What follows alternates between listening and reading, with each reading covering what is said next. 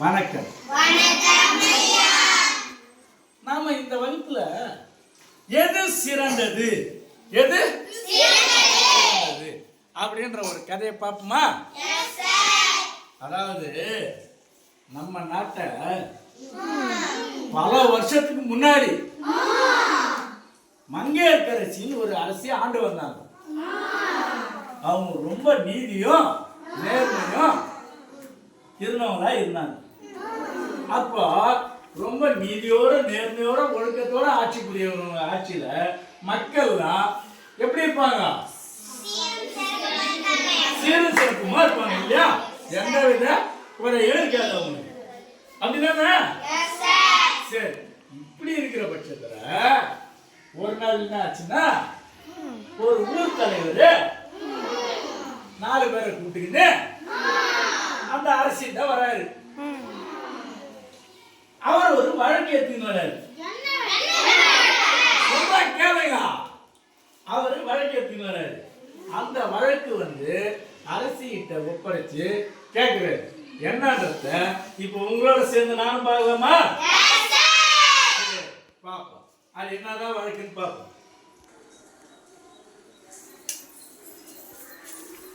வணக்கம். வணக்கம். என்ன விஷயமா வந்திருக்கீங்க? எங்க ஊர்ல ஒரு பெரிய பணக்காரர் ஒரு போட்டி அறிவித்தாரு. அவர் இந்த எது சிறந்த சாதனையோ அவர் இந்த 100 பொற்காசுகளை தர சொன்னாரு. நல்ல விஷயம் தானே. ஆனா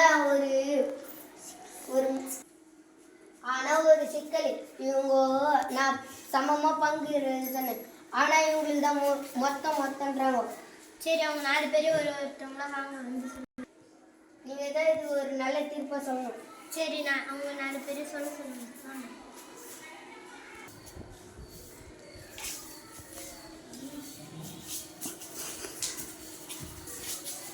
மாடே போ.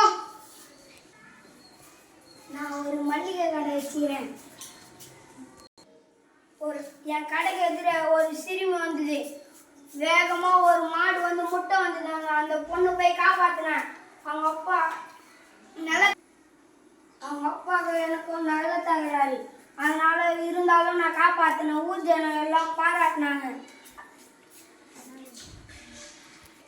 அதனால எனக்கு தான் பரிசு. சரி, அப்படியா? நீ போ. நான் கவிஞர். நான் ஒரே 200 செய் புத்தகங்களை எழுதுவேன். ஊர் ஜனங்க எல்லாரும் படிச்சு என்ன பாராட்டுறாங்க. எனக்கு தகுந்த பொறுக்கிட்ட தர வேண்டும். சரி, நீயும் போ. அப்புறமா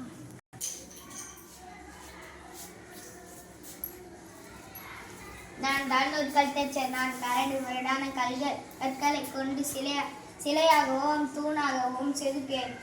அழகா எல்லாரும் என் சிலையை பார்த்து பாராட்டுவாங்க. அதனால எனக்கு தான் அந்த பொறுக்கிகளை தர வேண்டும். சரி,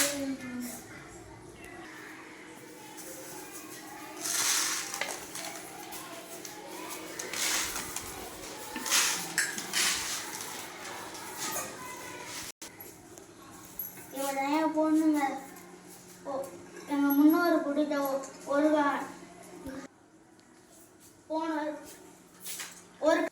ஒரு காலை நிலத்தை வச்சு கஷ்டப்பட்டு உழைச்சி போன வருஷத்தை விட 2 வருஷம் 3 மடங்கு அதிகமா அவங்க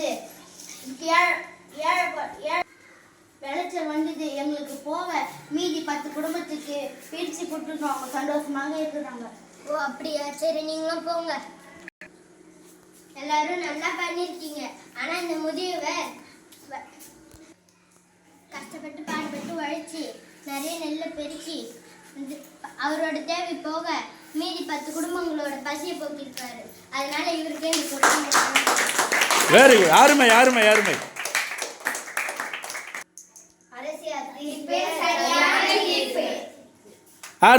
அருமை.